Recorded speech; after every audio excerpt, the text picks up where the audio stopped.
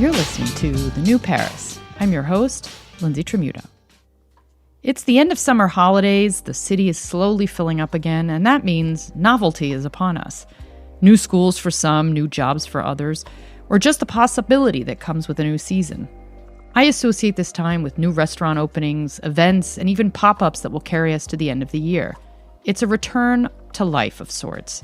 And one person who is full of life with plenty of creative ideas to usher in a new season is Fanny Boucher. She's the creator of the jewelry brand Bangla Begum and joins the show to talk about what moving to Paris after high school did for her, becoming an entrepreneur, and developing her personal style while living in Jaipur for nearly a decade. Fanny. Lindsay. Hi. Hi. Welcome to the show. Thank you. I've wanted you to come on the show for a long, long time. And then the Olympics happened and we all scattered and it didn't happen. But now we are approaching la rentrée, which is my least favorite time of year. I don't know about you. I like it. You do? Yeah. I get overwhelmed. All the people, they disappeared and now they're coming back and I feel the stress and the emails coming. But now it's a good time to have you on because there's lots to discuss. For those who don't know you, you are a jewelry designer. I am. And by extension, an entrepreneur because you run your own design for your own business. Correct. And you're basically the kind of adopted Parisian I wish I had as an example to me when I moved. You're creative. You express yourself in a way that does not sort of fit some standardized mold. And I really think your vision is very refreshing. But you didn't grow up here. No, I didn't. And that's why your last name is pronounced Boucher and not Boucher. Yeah. So where did you grow up? I grew up in the east of France in a really small town called Verdun that everyone knows because it was a big First World War battlefield. Yes, of course. Yes. A super small town, 20,000 inhabitants. I grew up there until I was 17. So yeah. And then you skip town. You're like, I'm out. I did. I'm not a Parisian. I left. I mean, it was definitely an exit strategy. I chose to study in Paris. I chose to do a prépa because that would take me the furthest I could imagine from where I grew up. Now, which is weird because now I'm actually super attached to it and I'm super happy that I have grown up there. But I was really eager to leave. Yeah, it sounds like a common story. You don't appreciate it until it's like much further behind you. Yeah. For those who don't know what a prépa is, it's sort of like an accelerated year that allows you to jump ahead sort of into university, right? You sort of skip.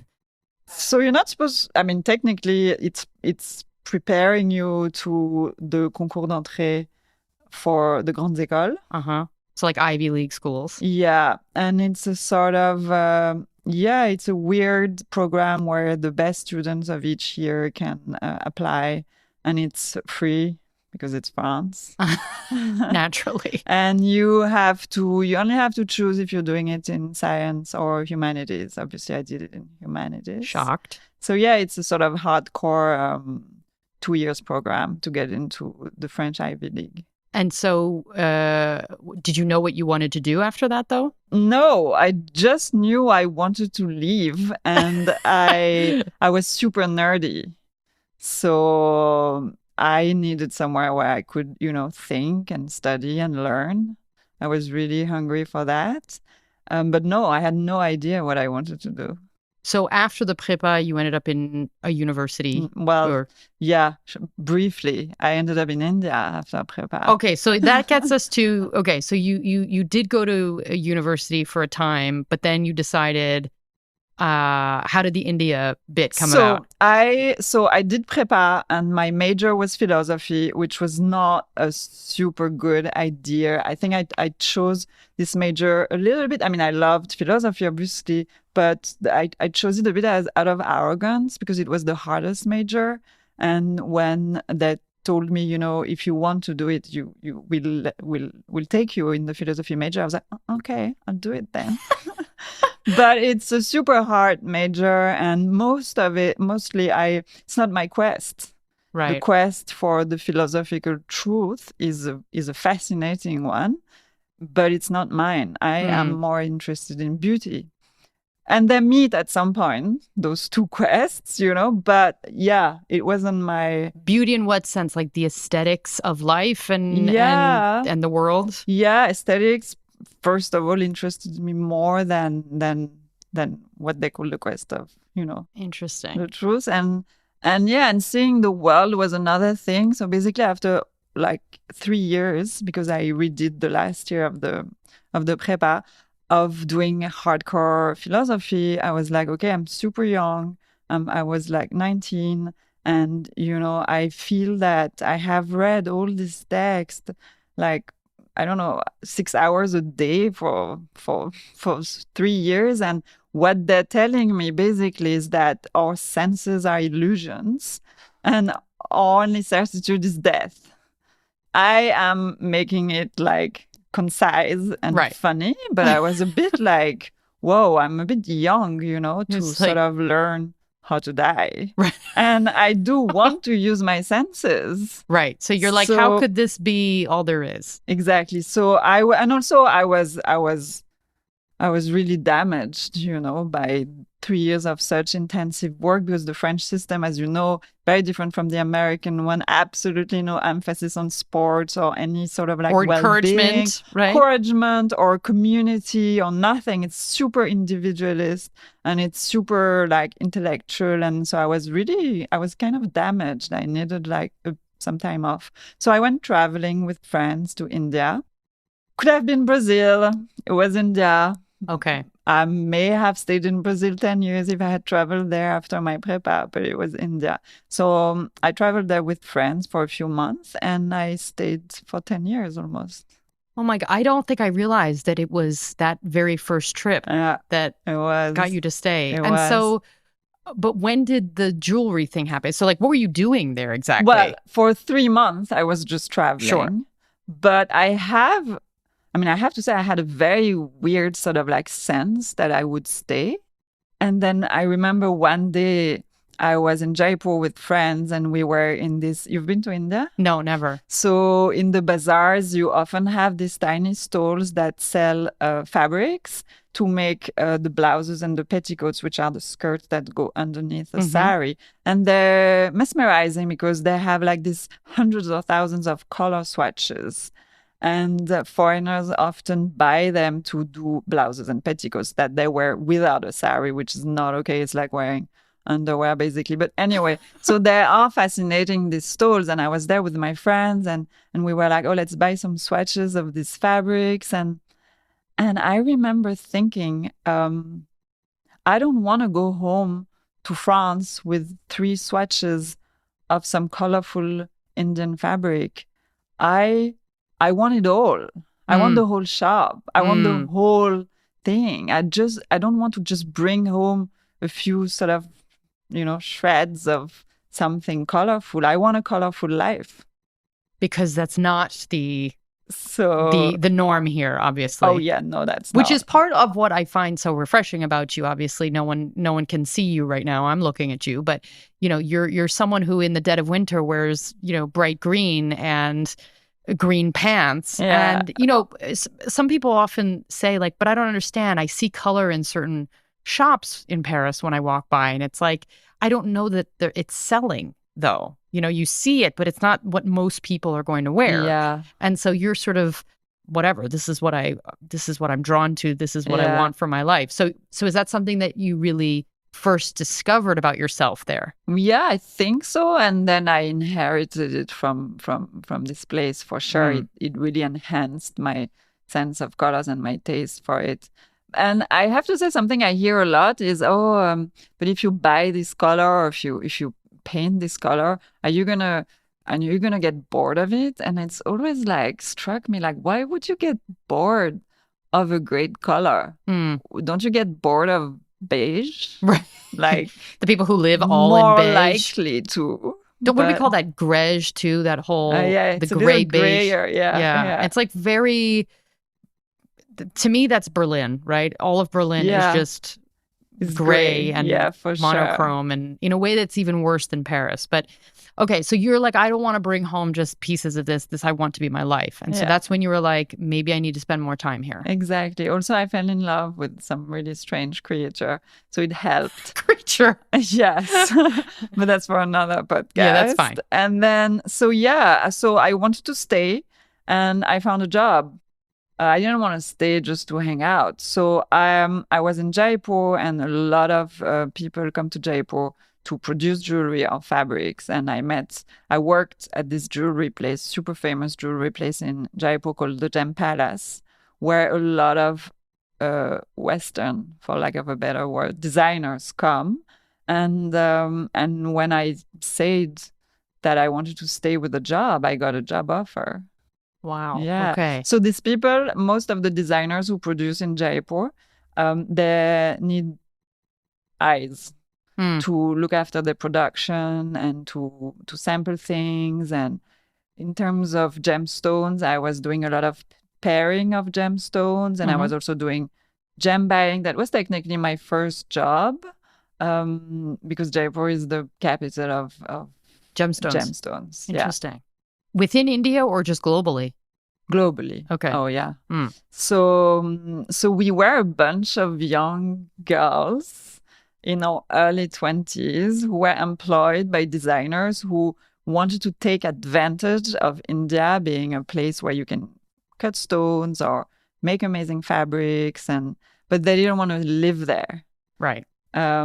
So we were living there happily, having a really great life. I mean, tough in many ways as well, but a really different life for sure. And at what point did you, because you were employed by this gem factory, but at what point did you get into your first job that connected you back to France? It was always connected to France because I was hired by a French designer to be her eyes in India. Got it. Okay. And then, so I did that for like a little bit. I also, funnily enough, studied gemology after I worked as a gem buyer because, I didn't have time to before. And there was very there weren't very expensive stones. So there wasn't a lot of like money at stake. And I had, the eye is a muscle. So after you've seen hundreds of stones, thousands of stones, you learn what's good and what's not good. And I had given these things my own names, the things I observed in stones, And then after a while, I did a course in gemology, the GIA, and I was like, oh, wow, that's the actual name.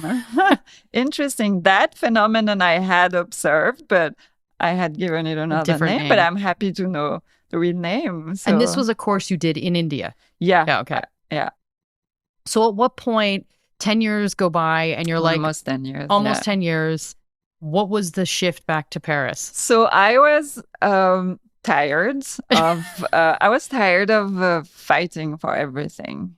So it's kind of like what a foreigner feels when they come here, where you feel for a while that you're just fighting administration, you're fighting opportunities. When people come to Paris. Yeah. Really, they think it's... Well, you go to any foreign country if it's not your native home. And I think there's an element of a hustle. And at some points that can get very exhausting. Yeah. So it was. Yeah. Everything was hard. It was hard to be a single white girl living on my own in a state like Rajasthan in India. So I was tired, first of all, and I got dengue fever, which everyone got. It's really not, special when you live in India, but it is exhausting. And it made me think. I had been there for years and I was tired, and then I thought, really, a mosquito has put me to bed for almost 2 months. That's a bit it's too much. Disheartening. Oh, yes. Yeah. And then I had co-founded a jewelry startup that was actually in Paris, and they told me, look, are you coming back? Because, we're working on this. So all in all, it was the right time to come leave. Back. Yeah. So you're back in Paris. You're bringing with you, the things that you loved about living in India, including the color and the sort of maybe a different viewpoint on the arts and creation. When did you say it's time for my own brand? I'm not involved with someone else's, I'm not involved in some other operation. I want something that's completely my own. So it didn't happen like this at all. Okay. I after a little bit, so I was creative director at the startup I co-founded, and then I left. And then for a while I thought, I don't think jewelry is what I'm meant to do. I studied philosophy and literature, and what am I doing with jewelry? This kind of chose me because I was in India and I wanted to stay, and I got a job and I did enjoy it. But in the end, did I choose this path? Not really. So I was really sort of thinking, what do I want to do? And then after a while, I did miss it in a sense that it wasn't a calling, but it was my job. And I had learned some very technical things that I was really interested in. Mm-hmm. I loved sort of knowing the vocabulary of jewelry. I loved being able to speak to someone in a workshop and no one understanding if they're not from the jewelry world. I love this kind of technical conversations. And then I also realized that jewelry had become my medium.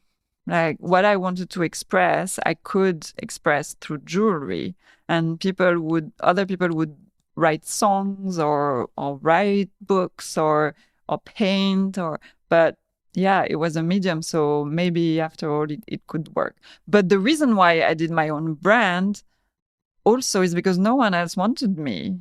After I left my startup, I thought, okay, well, I have this skill set that I'm super creative, but I'm also I love business and I'm super interested, and I do love, Excel sheets and data. I'm really interested in it. And I thought, well, surely that's an interesting someone's going to want that skill. Yeah, but no. So I met some headhunters, kind of like excited to show them how things I had created generated this or this revenue or, and they were so not interested. They told me, look, we are looking for either designers, creatives, or, business people, marketing people, but I don't know where to put you. Okay, maybe I met the wrong ones, but I remember. But that sounds very French, huh? Yeah, quite French. We need to put you in one box, not three. So which is it? Exactly. And I remember leaving thinking, well, then I guess I have no choice. I'll be an entrepreneur. So that's how it started again. And so that was 6 years ago that you launched Bangla Begum. Yeah. And I have to say, you before we get to sort of the story behind the name and the style, I read an interview that you gave, and this was something you said in French, but I want to translate it because I thought it was so powerful. You said you wanted to design intellectual jewelry that go beyond ornamentation and have a story to tell about you personally and what drives you. So that could be about something about literature, about war, about sex, history, memory, and humor, and all the things that you might talk to your friends about over a coffee because, as you say, being pretty isn't the center of your life. Correct. And I thought that was really powerful. And anyone who knows your work will immediately get this sense from pieces like what I'm looking at you wearing right now. You have a couple of your boob rings. You have, some very bold statements that you make through your jewelry. And I know, lots of very creative women wear your jewelry, men too. But, Deborah Levy, who we all love as a writer, wears your jewelry. And I'm sort of wondering both about how this fits into the vision you had for the brand when you launched it, and also how do these themes, humor, war, literature, whatever, how do they lead to what you're physically creating? So I think it all comes from a deep belief that people are smart. Are they? Well, I think they're understimulated. And I think when we try to sell something, what we have to offer sort of always tries to speak to their aesthetic sense or desire or status. But that part of us, intellectual stimulation, is rarely spoken to when you make jewelry, for example, or fashion or clothes. And I had the deep belief that people could respond to that. People were just understimulated. And when you tell a story, even if it's nerdy, it's interesting. And so that led to that. And that leads to what I create, because then it's very coherent, and this is what drives me. And so this is what I create. And this sort of belief, or this suspicion, this bet. Mm-hmm. I mean, I was in a way right, in the sense that there is a niche. I'm not saying this is the biggest market that's untapped. Right. I'm saying there's a niche that is not really addressed. And apparently, yeah, you found quite a following. What was the first piece you created, though? Did you go sort of out of the gate with the boob ring? Yeah, you absolutely. Did. Okay. Yeah. What was the story behind that? So I wanted to create a signet ring to make fun in a nice way of people who wear signet rings. I mean, so I was like, what could be the opposite of this very bourgeois, classic coat of arms? I mean, I know that in the US, you have a different, maybe, relationship with the signet ring that's also linked to university. Yeah. And it's a little bit, a bit fresher, like a bit more modern. In France, I mean, in Europe, it's super old school. It's sort of old families wearing their crest of arms, coat of arms. How do you say? It could be both, right? Coat or crest of arms. Family crest or coat of arms on their finger. And and it's talking, I mean, this coat of arms, they're talking about like battles in the 14th century. But actually, anyone can make a signet ring. You can create the coat of arms you want. There is no sort of law stopping you, or even sort of like etiquette or anything. So I thought, what would be the total opposite of wearing a family crest? And I thought, well, what about a boob? What about a nipple? And also it's sort of like followed the form. Mm-hmm. The shape of a signet ring is really specific. So a boob was really sort of like worked perfectly. But in the end, I got bitten by my own joke. Can you say that? Yeah. I don't even know. Because what else? I mean, isn't a boob the ultimate family crest? Right. No, truly. It was super intelligent. You thought you were making a cheeky statement, but actually, and in the end, it was not. It was more than that. And very quickly, women came to that and responded to that with amazing stories, and it really spoke to something that was way more than a joke. Oh, it was profound, because it could be breast cancer survivors, or women who have been through who knows what, motherhood, all sorts of things. So, but from there, you have pieces also that are obviously very colorful, that mix sort of fantasy, playful jewelry with gold and other materials, because it's quite a range that you have, in price points. Yeah, that too. was the other thing where I think people are underestimated. So a lot of brands start with a very sort of narrow price point and saying, it's got to be clear, you're going to confuse the customer. And I think people are smarter than that. I think they can understand that some pieces are more affordable because they're easier to make and you wear them even differently. And some pieces are way more complex and the material is more expensive and they're way more expensive. So I think they get that, the idea of a range. So I didn't want to limit myself. So do you think the American customer, for example, is more at ease with that sort of thing than the French consumer? Well, definitely. Okay. Yeah, for sure. And you sell to the US? Yeah, it's a huge market for us doing nothing. You mean you're not specifically targeting them? No. Yeah. What do you think that's about? Is that just the way French consumers have been presented with, whether it's fashion, like clothing or shoes? You mean or why jewelry? are they more timid? Yeah. Well, they are not big risk takers, no? Well, in life in general, yeah. So I look at you as being an absolute risk taker. and you see these jewelry lines that are coming up that are very funky, but they seem to be only coming about once someone has paved the way.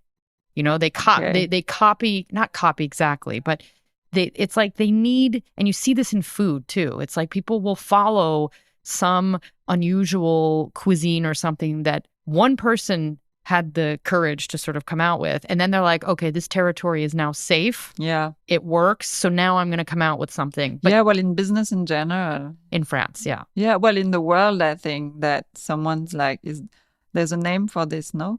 First on the market, something. I forgot First the on the name. market. Yeah. But I look to you as someone who was that original.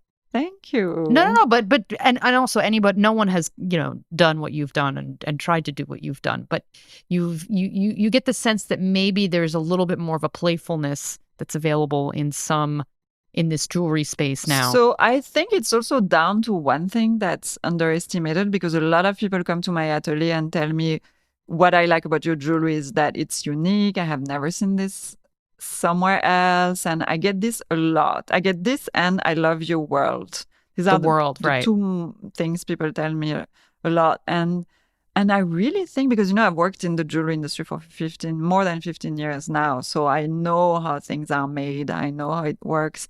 And I think it comes down to something very basic, but I think a lot of brands, well, they don't invest a lot in creation. And creating something from scratch, making a mold, spending time developing a new piece and doing trial and error. And, when I speak to suppliers and, developing, for example, a resin ring, you have to make molds. It's super expensive. So they don't do it. And then they try to do it with existing molds and all these things, all these technical things. And as a result, there is not a lot of time and money invested in creativity. Then it's invested in other things, in marketing, in, activation, in distribution shops, things that are necessary. But the core of the business, which is creation, isn't really allotted a lot of resources. That's so interesting. I didn't think of it that way. But you're right. I mean, it's now something completely unique to you that you've created. And what about the name? Bangla Begum. Yeah. Well, I sometimes think, well, that definitely wasn't a great business. It wasn't, let's say, very strategic in the sense that if you look at brand names now, they're super short because they have to fit on an Instagram story. It's not that long. Bangla Begum is 2 words, Yeah, but you usually, you put it together, right? I can, yeah. So Bangla Begum is the name of a woman. It's an Indian name that I invented. So it's an imaginary character that I invented. And the reason I chose an imaginary character is because after a couple of years in the world of startups, I got to know many founders of many startups, and I realized that their founding story, the official one, was often really just a blatant lie. It wasn't the embellished truth. And I really think you can embellish. I love telling stories, we embellish the truth to make it shorter or nicer, but they do not. It is an invention. And I was like, whoa, that is a little bizarre. And I got so fed up of it that when I decided to launch my own brand again, I was like, well, I will sort of own that storytelling is fiction. So my storytelling will be fiction. And I invented this character. I love it. So the other reason behind Bangla Begum, this Indian name, is that Bangla means from Bengal, and Begum means lady in the Muslim culture of the subcontinent. And I chose a Bengali name because I started working in jewelry in Jaipur, where I lived for years. And Jaipur, the community of craftsmen there are from Bengal. So the other way, it's so far from Rajasthan, but there is this tradition of Bengali karigars, they're called craftsmen.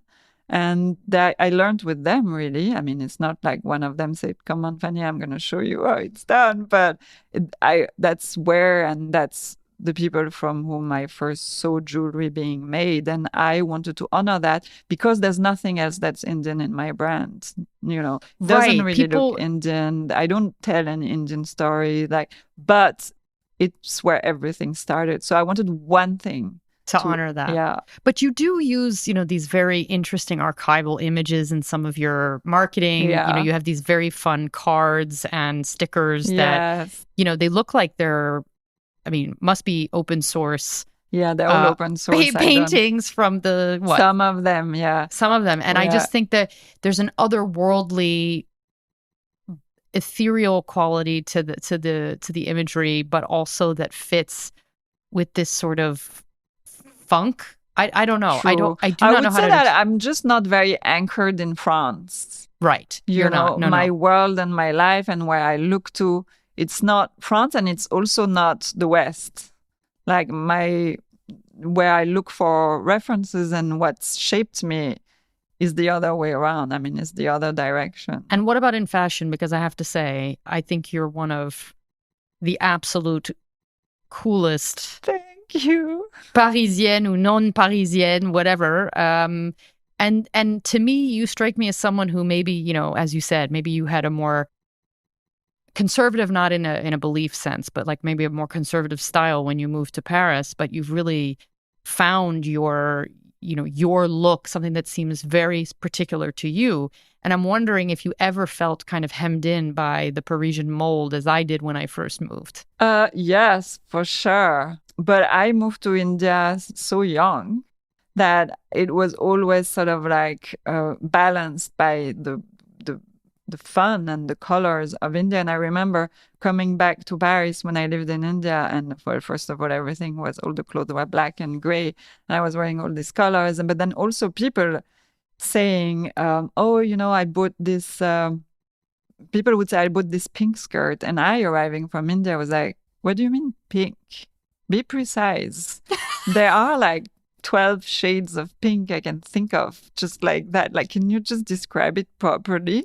Like in India, if you say to someone, I bought a pink sari, a woman will look at you and be like, dude, what are you talking about? Like that's too basic. Yeah, no, but like what pink? Like Rani pink or, onion pink or salmon pink? Oh, interesting. Please describe the pink. So here you are coming to the town of, monochrome, conservative colors, and, you're just not finding your audience really. Yeah, no, not really. But you mix patterns, you mixed shapes, you find vintage and non-vintage. I always loved that.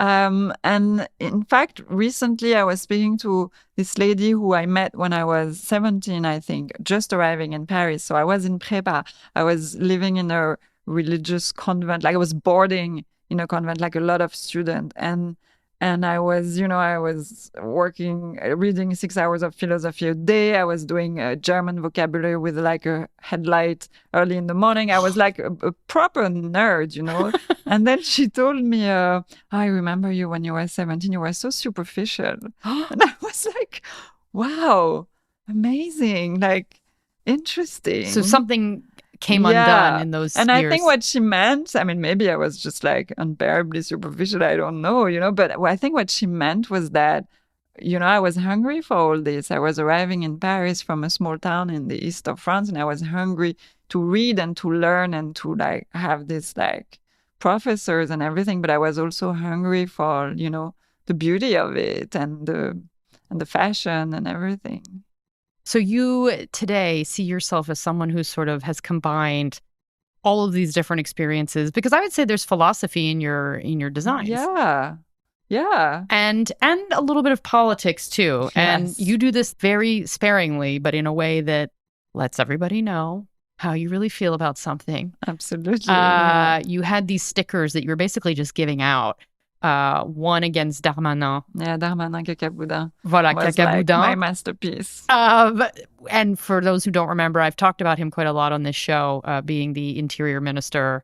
Previously, he was, God, what was his previous role? Anyway, he's been in the government. He's very problematic, accused of sexual assault and all sorts of other and trading favors for his role, right, Yeah. for sex.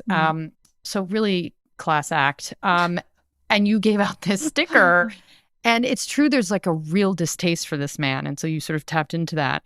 And more recently, you had Bardella. Petit caca, Petit same caca. art direction, same font, same yellow, yeah, and same sort of like poetical sort of line, scatological line, because it was Darmanin caca boudin. Caca boudin, how would you translate it in English? Poo face? Basically, Yeah. basically. And Bardella Petit Caca is Bardella Little shit. Poo, yeah, little shit. But caca is childish Of course. talk. So yeah, these stickers. I mean, they went viral every time. But how does your audience react? I mean, I'm imagining you still have clients who are maybe like, you know how it's true in America too. They're like, oh, why did you have to go into politics? I think everything is political. I do have a few. Yeah? Really, I have a few, but most of my customers are simply audience, just loved it. Yeah. So it's just, for me, it was more like, so the first Darmanin Caca Boudin came out because it was during the global security strikes and demonstrations, and everyone had this amazing sign, so smart. And I was like, well, I also want a sign. They're really cool. And they're saying such smart things. I have nothing smarter to say. I was thinking of something I could write. And then I saw someone had written on Twitter, Darmanin Caca Boudin, and I was like, oh, wow, that would be a great sign. So I made this beautiful yellow with amazing font, huge sign. And actually, my sister is an art framer and also an art printer. So I was like, would you guys just print it in huge for me, just so that I can like stick it on a sign? And they like got really excited by it. And we used this magnificent art printing machine. And this Darmanin Caca Boudin slowly came out of it. It was amazing. And then they were like, oh, but we'll make you a proper sign. So they made me a frame, like a proper frame for it. It was like really amazing. And people stopped me during the demonstration and all. And then Bardella. Well, and when the election came out, I was like, okay, I guess I have to do another sticker. I mean, come in. But for me, it's more like I have a tiny voice. I have a small community on social media, and I think the basic decency is to use it in some form. Some that form, still fits with who what you've created. Yeah, and actually, recently, one of my employees who just left, I had coffee with her before she left, and because I wanted to, spend a bit of time with her, like how was it? And she told me something I was really surprised. She said, working with you, it's really changed me, and also it's given me the courage to do what I want to do. And I was like, I was really touched, but I was also like, what I do gave you that idea? Because I'm also pretty focused on selling jewelry. Right. So it's not like, I have these things when I tell my team, you should go and do things. I'm like, okay, now we're going to launch this piece. And then that's how we're going to it's pretty still business driven. It's still a business, Right. And she said, no, but you still do things even when they don't make any money. You still do them. And then you never sort of renounce your beliefs and your principles. And I guess the stickers and the sort of small political statements. I mean, that does add up. Part of that. Yeah. Well, that's good feedback to have. Yeah, it was amazing. I was really moved. It's reached. Like, even if that wasn't your intention, the message has been received. Yes. So you mentioned earlier you have this atelier in the 10th. It's fantastic. The building is from the 20s? It's from the 20s. Yeah, it's Art Deco. It's very cool. And usually people need to make an appointment. You do have an open house. It's open now. You don't need to make an appointment. Okay, it's open. But for people who want to maybe discover you in a different setting, that's more around where the tourist sites are, you have just inaugurated, like yesterday, literally, a stand at the Bon Marché. We did. And that's going to run until January. Yes. So are all of the pieces from the website and your atelier there? No. So the Bon Marché was a little bit not exactly on board, for example, with the sex theme. Oh, bummer. That's fine. I understand. But they gave us a lot of autonomy. They were like, just like, can you show us a selection?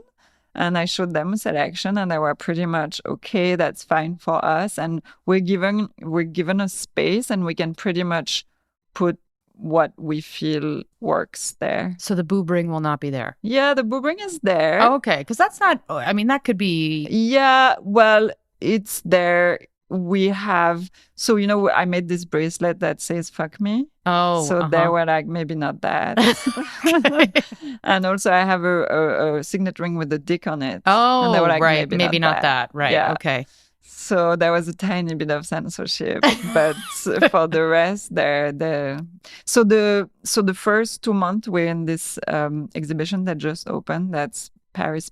Ah, yes. Okay. And what they also sort of like invited us to display is the Parisian side of what we do, which is like, you know, whimsical and nerdy, and we do all these things around love stories about you. Tell your own love story with charm. So they like that as well. Okay. So that's what we're trying to show. And are there pieces that you created just for this? Yes, we did. So we have these necklaces, the Bright Words necklaces, where you can have just one enamel letter or several. And so they made us do a Paris necklace. Mm-hmm. And we do that with rings as well. So they asked us to make a few words. So it's a good way for people who can discover you if they're in another neighborhood, and otherwise you sell online, which is great. And your newsletter is very endearing. Thank you. Because you tell personal stories through that and what you're interested in. It's in French, though. Yeah, the Wednesday one where I say what I read and what I watch. Oh, so that's Wednesday, but it's always in French, It's always in French, yeah. Well, people can use it as practice.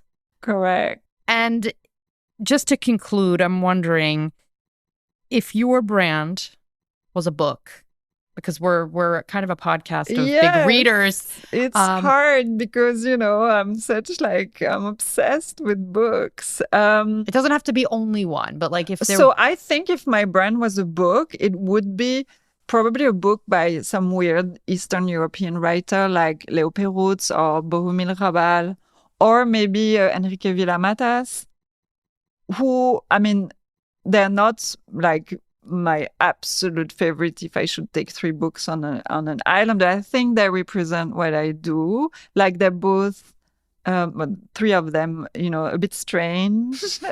And Villamatas plays with literature a lot. He has this very playful relationship with very serious literary things. So I think I would try and sort of like be worthy of them. But yeah, something like that. So a bit of play, a bit of literature, a bit of playful intellect, nerdiness, intellect, we could say. Fanny, thank you so much. Thank I can't wait for everyone listening to head to the website or visit you at Le Bon Marché or go see you in the 10th at your atelier. Thank you. It was a joy. That's the show for today. Thanks for listening, as always. If you're streaming this on Spotify, be sure to check out a little poll that awaits you pertaining to this discussion. Just scroll down on the episode page within the app and vote. And if you enjoy the show, I'd love it if you'd subscribe, share with a friend, and pick up the books that inspired it, The New Paris and The New Parisian. Until next time, à bientôt.